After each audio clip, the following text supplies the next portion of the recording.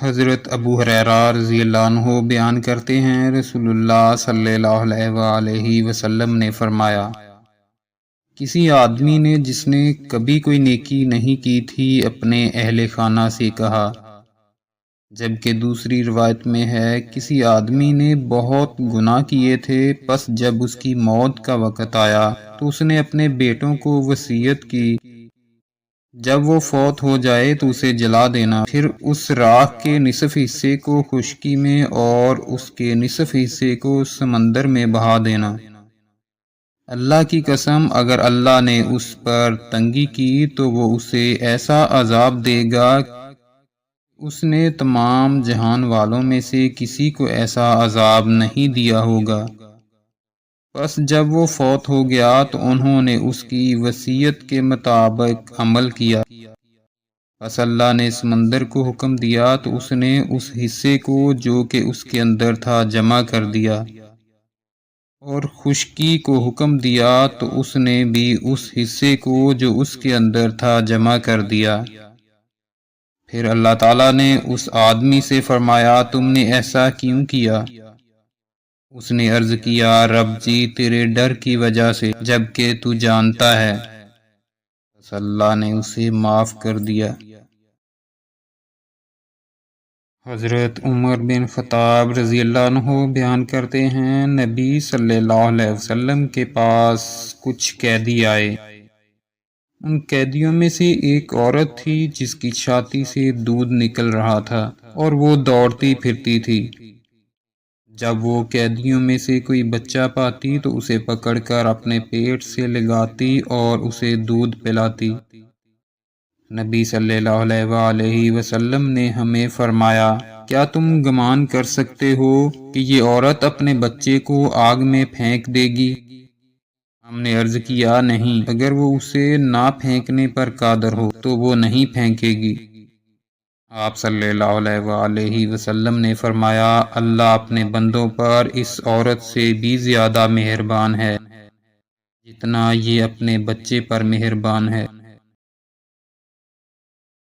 حضرت ابو ہریرہ رضی اللہ عنہ بیان کرتے ہیں، رسول اللہ صلی اللہ علیہ وسلم نے فرمایا، تم میں سے کسی شخص کے اعمال اسے نجات نہیں دلائیں گے۔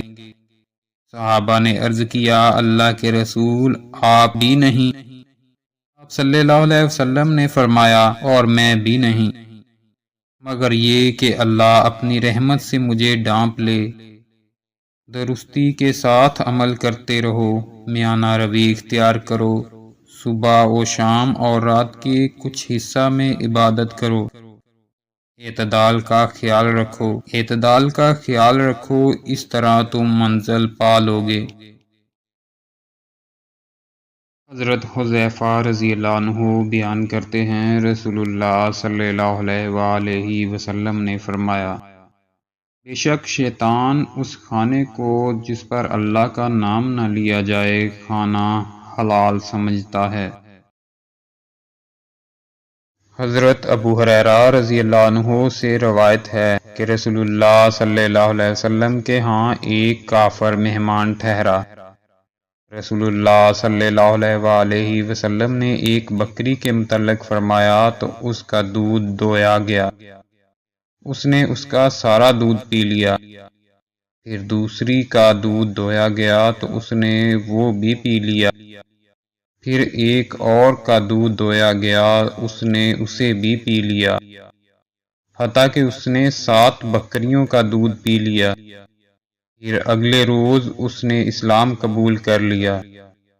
رسول اللہ صلی اللہ علیہ وسلم نے اس کے لیے ایک بکری کے متعلق حکم فرمایا، اس کا دودھ دویا گیا، اس نے اس کا دودھ پی لیا۔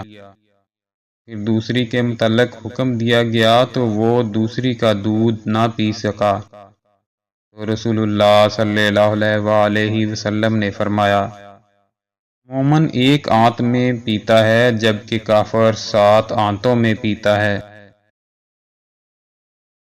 حضرت انس رضی اللہ عنہ سے روایت ہے کہ ایک درزی نے نبی صلی اللہ علیہ وسلم کو کھانے پر مدعو کیا جو کہ اس نے خصوصی طور پر تیار کیا تھا۔ میں بھی نبی صلی اللہ علیہ وسلم کے ساتھ گیا۔ اس نے جو کی روٹی اور شوربہ پیش خدمت کیا جس میں کدو اور خشک کیے ہوئے گوشت کے ٹکڑے تھے۔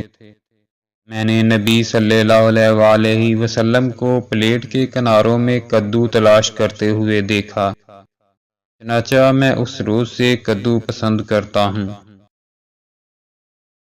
حضرت جابر رضی اللہ عنہ سے روایت ہے کہ نبی صلی اللہ علیہ وآلہ وسلم نے اپنے اہل خانہ سے سالن طلب فرمایا تو انہوں نے عرض کیا، ہمارے پاس تو صرف سرکہ ہے۔ آپ نے اسے منگایا اور اس کے ساتھ کھانا کھانے لگے، اور آپ صلی اللہ علیہ وسلم فرما رہے تھے، سرکہ بہترین سالن ہے، سرکہ بہترین سالن ہے۔ حضرت سعید بن زید رضی اللہ عنہ بیان کرتے ہیں، نبی صلی اللہ علیہ وسلم نے فرمایا، خنبی من یعنی بنی اسرائیل کے من و سلوہ کی نوع میں سے ہے، اور اس کا پانی آنکھ کے لیے باعث شفا ہے۔